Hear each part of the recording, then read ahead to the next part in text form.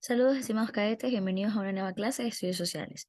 El día de hoy trabajaremos con un tema diferente, un tema nuevo. Hablaremos sobre los pueblos americanos precolombinos. Soy la Miss Andrea Lainez y vamos a conocer cuál es el objetivo de la clase. En este caso, el objetivo principal de nuestra clase es potenciar la construcción de una identidad personal y social auténtica a través de la comprensión de los procesos históricos y los aportes culturales, locales, regionales y globales, en función de ejercer una libertad y autonomía solidaria y comprometida con los otros. ¿Listo? Ese sería nuestro objetivo. El día de hoy hablaremos sobre cómo se dan esos pueblos americanos y pues cómo son sus características, ciertas ideas principales. Para lograr hablar un poco mejor del tema, trabajaremos con el libro de estudios sociales.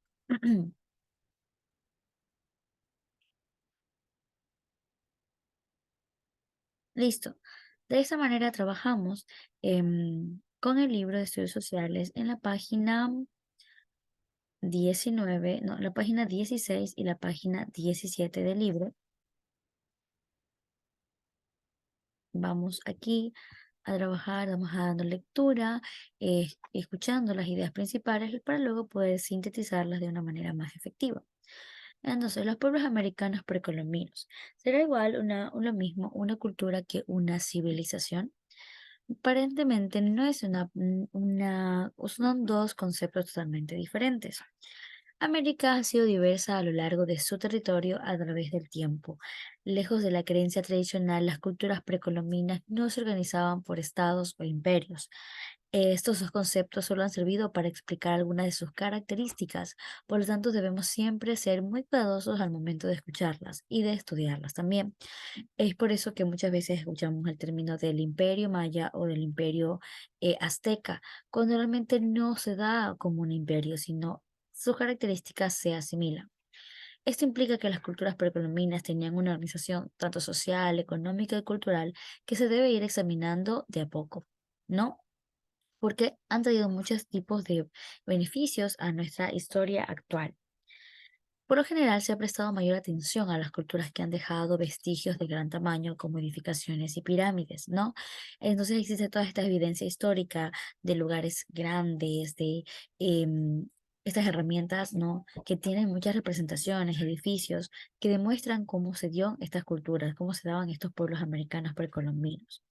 Aquellas que la historia tradicional identificó como antecesorias originarias de naciones actuales. Sin embargo, estas fueron diversas y los espacios que ocuparon también variaron con el tiempo. Una cultura podía coexistir con otra, pero era muy probable que mientras una cultura decía, empezaba a nacer, otra ya empezaba a llegar a su ocaso, es decir, una siempre opacaba a otra cultura. Se cree que ambas culturas no podían coexistir dentro de la misma época. ¿Listo? La isla de culturas americanas es extensa, de modo que nos veremos solamente algunas. Estas culturas se daban en la parte norteamericana, en la mesoamericana y en la sudamericana. Algunas de estas culturas existieron y resistieron al embate colonizador y en este caso resistían a que llegaran estos grandes élites, estos grandes países a colonizar sus espacios y resistieron, es decir, todavía existen esas culturas. Otros, por el contrario, ¿verdad? Se insertaron en ese proceso de mestizaje y pues eso trajo pues consigo la diversidad de los pueblos americanos. Es por ende que podemos afirmar que la mayor parte de la población sudamericana es una población mestiza, ¿no? Entonces, así. Pero vamos a conocer en específico dos tipos de cultura en que son representativas. En este caso tenemos los mayas y los aztecas. Para eso vamos a observar videos que nos ayuden a entender un poco mejor cómo se daba la dinámica dentro de estas culturas.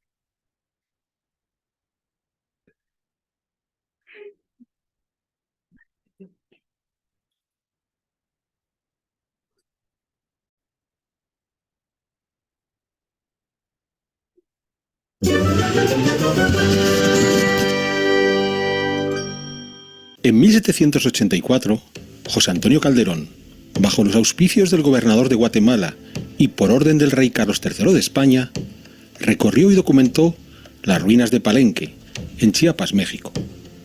Al año siguiente, visitó el lugar el arquitecto Real Bernasconi y aún habría una tercera expedición, la de Antonio del Río, en 1787.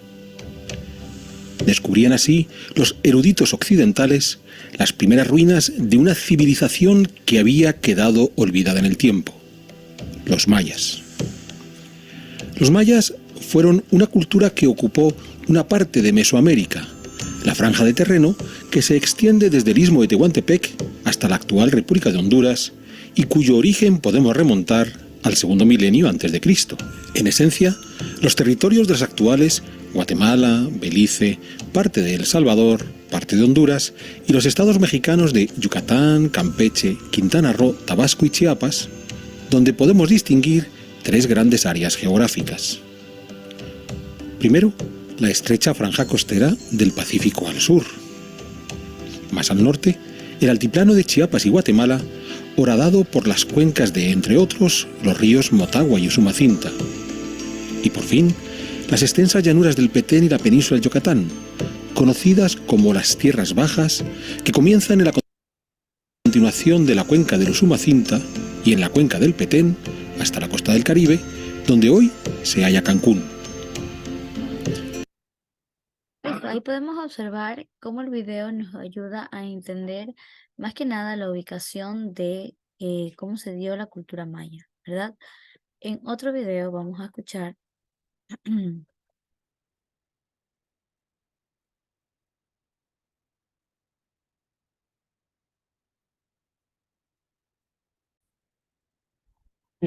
este otro video vamos a poder observar un poco más de las características en específico de los mayas.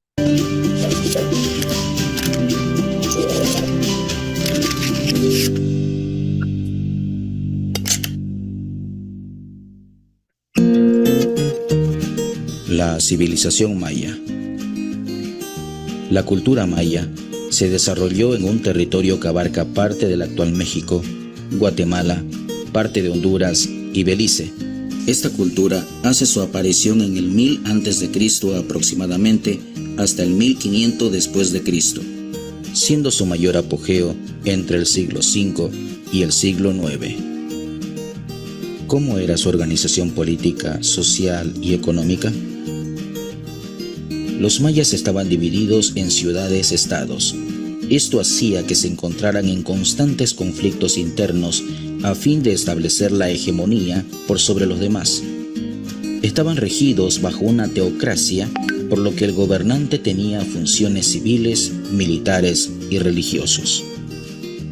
Ellos poseían una estructura social bien definida, donde a la cabeza estaba la nobleza, el sacerdocio, seguido del pueblo y finalizando en los esclavos. Su principal actividad económica era la agricultura. Cultivaban especialmente el maíz, que era la base de la dieta maya. Para ello, utilizaban el sistema llamado milpa, que consistía en el derribo de árboles, quemarlo junto a la maleza, para luego sembrar el grano y rotar los sitios de cultivo cada cierto año. Los mayas tenían gran cantidad de dioses, es decir, eran politeístas. Con el propósito de congraciarse con los dioses, los sacerdotes ofrecían ceremonias o pequeños sacrificios que en un principio consistían en alimentos o pequeños ornamentos, para luego introducir los sacrificios humanos. En el aspecto cultural, los mayas nos dejaron como legado avances en dos ciencias intelectuales muy importantes, la astronomía y las matemáticas. En base a las observaciones directas de la posición de los astros y la sucesión de los días y las noches, crearon el calendario solar con una duración de 365 días, casi con una precisión como los calendarios de la actualidad, pero tomando en cuenta que tenemos instrumentos de última tecnología para determinar esa exactitud. En la matemática, a partir de la concepción de un sistema numérico vigesimal, basado en signos tan simples como puntos y barras, los mayas tuvieron la capacidad de calcular los ciclos astronómicos y temporales, y utilizaron estos signos como herramientas para administrar sus bienes materiales de forma óptima.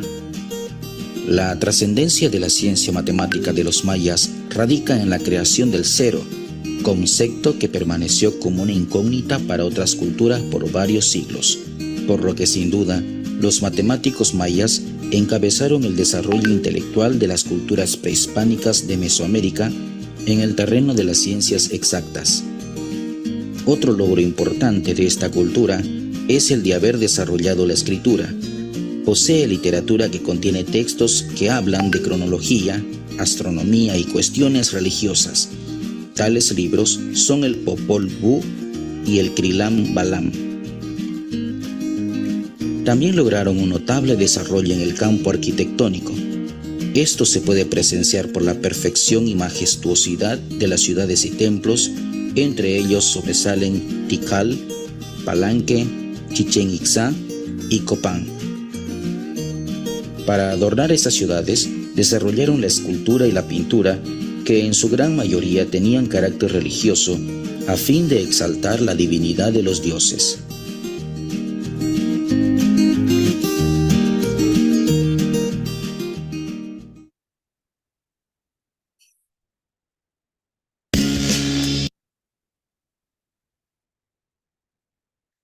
Muy bien, ¿no? Entonces ahí pudimos conocer un poco acerca de los mayas. Listo. Gracias con esa pequeña introducción podemos seguir aprendiendo junto con la teoría que nos ofrece el libro, ¿verdad? Entonces damos un poco de lectura y visualizamos de la siguiente manera. Se denomina cultura maya a un grupo de poblados asentados entre la península de Yucatán y la actual Guatemala. Sus relaciones fueron muy estrechas, ya que coexistieron sin un gobernante central para todas ellas. Cada poblado tenía un dominio regional diferente. Las grandes construcciones que conocemos hoy en día, que incluso han sido consideradas como maravillas del mundo, fueron edificadas en el esplendor de la cultura maya entre los siglos V y X. Luego de ellos, muchas ciudades fueron abandonadas, la distribución de la población cambió y se crearon nuevas urbes. En ese apogeo, las ciudades mayas crecieron a un punto de que la jerarquización de su sociedad se hizo más evidente. Por un lado estaba el gobernante que traspasaba su mando de manera en linaje, es decir, por familia, no es decir, si yo era el rey, mis hijos seguirían también ese camino de reinado, ¿no? Luego estaban los señores, sacerdotes, soldados y comerciantes, quienes cubrían aspectos más importantes de esta vida, ¿no? El religioso, la guerra, el intercambio y de productos con otros centros. Después se encontraban los agricultores, los sirvientes, las personas esclavizadas, los artesanos, quienes se encargaban de producir lo que materialmente necesitaban las ciudades para levantar estos grandes monumentos. Gran parte de lo que sabemos hoy de los mayas ha sido resultado de sus edificaciones, de los restos y además material arqueológico, pero también se encontraron jeroglíficos, pinturas en los muros de las construcciones y el famoso manuscrito Pur-Bud que retrata la historia mítica de los mayas, desde sus orígenes hasta la conformación de esta subcomunidad de los pueblos. ¿No? Entonces aquí nos dan muchos datos interesantes, nos hablan sobre la civilización social, ¿no? Cómo se daba esta jerarquización social, esas posiciones sociales. Tenemos pues que nos hablan de los gobernantes, de los señores sacerdotes, los soldados, los comerciantes, los sirvientes y los agricultores. Debemos darnos esta perspectiva de imaginar cómo eran las acciones que ellos cumplían dentro de esta sociedad. Por otro lado tenemos la cultura azteca, ¿verdad? La cultura azteca, que más allá de un mito sobre un pueblo errante que hizo una gran travesía desde la actual frontera de Estados Unidos y México hacia el centro de Mesoamérica, hacia la de los aztecas fue una migración de chimecas hacia el Valle de México. Por eso, cuando hablamos de, en este caso, de los mexicanos, hablamos de los aztecas, ¿verdad? Una vez que llegaron a esa zona en el siglo XVIII, se movilizaron a lo largo del valle en busca de recursos y de condiciones de vida óptimas. Su movilidad se originó en el enfrentamiento con otros grupos que ya estaban instalados en ese Valle de México y porque los lugares que habitaron nos brindaban recursos necesarios para la vida. En el siglo XIV, los aztecas se sentaron junto a un lago llamado Texcoco, donde estableció una ciudad de Tenochtitlán, al principio que fue llamado un vasallo de Azpochtli. En ese gran esplendor creciente, los aztecas hicieron una alianza con otros pueblos para hacer frente a el Tlatoani, ¿no? El triunfo de esta alianza hizo que ese centro fuera un proceso de expansión y por así decirlo, se comparara con otros, ¿no? Los aztecas lograron predominio en esa región gracias a estas acciones que hacían los gobernantes regionales escogidos por los señores más importantes. Tenochtitlán creció entre los siglos XIV y los siglos XVI en tamaño y población. La ciudad contaba con algo llamado chinampas, que eran espacios de tierra que se construyeron sobre los lagos para poder cultivar. Tenían calzadas que conectaban también diferentes puntos de los pueblos y ayudaban a la agricultura y en este caso, el sembrío, ¿no? A diferencia de las ciudades mayas, quedan muy pocos restos de lo que hoy se conoce como el Tenochtitlán. Eso se debe a que la ciudad fue destruida en un asedio llevado a cabo por los conquistadores españoles en el año de 1522. Aún quedan algunos tramos de ese acueducto, pero ya no es, por así decirlo, hay grandes basamentos sobre eso. Observamos cómo se daba esta cultura azteca, ¿no? A través de un pequeño video.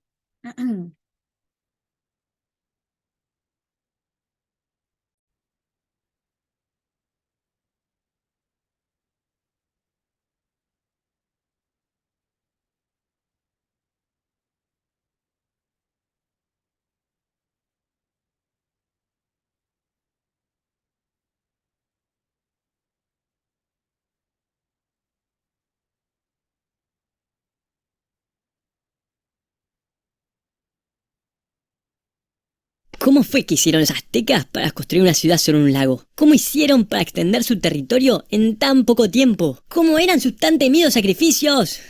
Hoy veremos un poco más sobre esta gran civilización.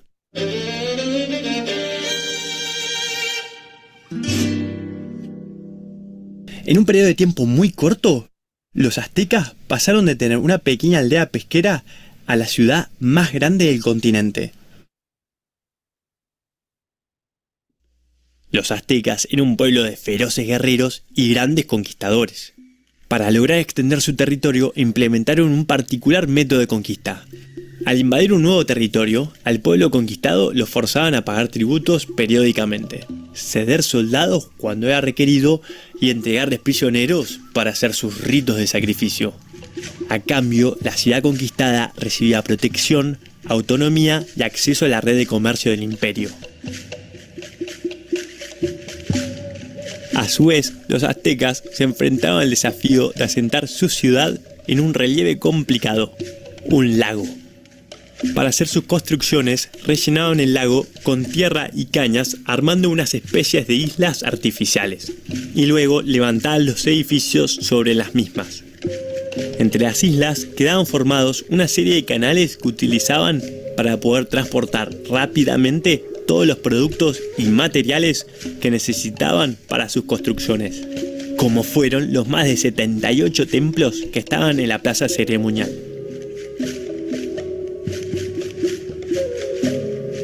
Para transportar una sola piedra de las montañas del continente hasta la isla se necesita el esfuerzo de miles de hombres, porque no había ni autos, ni caballos, ni ruedas.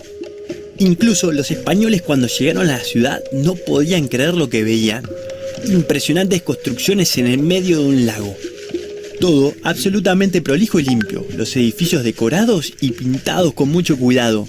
Bernal Díaz, uno de los miembros del ejército de Hernán Cortés, dijo refiriéndose a la capital del Imperio Azteca: y de lo que veíamos cosas admirables, no sabíamos qué decir, o si era verdad lo que por delante parecía. Lo cierto es que Tenochtitlán era verdaderamente asombrosa, y no solo por la magnitud de sus construcciones, sino también por su ingeniosa manera de aprovechar el espacio disponible para las plantaciones. Para cultivar usaron una técnica agrícola de lo más avanzada y eficiente llamada cultivo de chinampas. Esta consistía en el armado de pequeñas islas flotantes hechas de cañas, ramas y barro que utilizaban para cultivar. Usando estas chinampas, los aztecas consiguieron ganar mucho espacio y lograr un mayor rendimiento de sus cultivos, ya que las plantas tomaban todo el agua y nutrientes que necesitaban del mismo lago. Gracias a esto, pudieron alimentar a las miles de personas que vivían en la ciudad. Pero eso no es todo. Además de implacables guerreros, conquistadores, arquitectos y agrónomos, los aztecas eran grandes astrónomos, porque mediante la observación del cielo y los ciclos de los astros, lograron construir un calendario similar al de otras culturas mesoamericanas. Uno que representaba un año calendario con 365 días, como el nuestro, y otro de 260 días que refería a los eventos teológicos. En la cultura azteca no existía una igualdad social. La estructura y división social se justificaba a partir de creencias religiosas. La sociedad azteca era muy devota a sus dioses, y eran estos los que legitimaban la autoridad del emperador, también llamado Tlatoani, que era la máxima autoridad del imperio. Este cargo no se heredaba, en cambio era elegido por el Consejo Supremo. El emperador era considerado de origen divino y poseía poderes ilimitados en la sociedad azteca. Tenían los sacerdotes quienes se encargaban de practicar los sacrificios, que eran muy importantes en la cultura azteca, ya que creían que si dejaban de hacerlos, podían ocurrir grandes catástrofes, como que el sol no vuelva a salir. Lamentablemente, de la ciudad de Tenochtitlán queda muy poco de lo que alguna vez fue. Ahora, donde supo estar el lago Texcoco, se encuentra la Ciudad de México, una de las más grandes del mundo. Sin embargo, muchas de las costumbres y tradiciones de los aztecas, como su idioma, perduran hasta hoy en día. Bueno, nos despedimos hasta el próximo video, donde descubriremos cuál fue la tercer gran civilización precolombina. Ok chicos, muy bien, eso ha sido todo por esta clase. Hemos hablado de los temas importantes, los pueblos precolombinos, americanos y también la cultura maya y la cultura azteca. Nos vemos en la siguiente clase de estudios sociales. Saludos.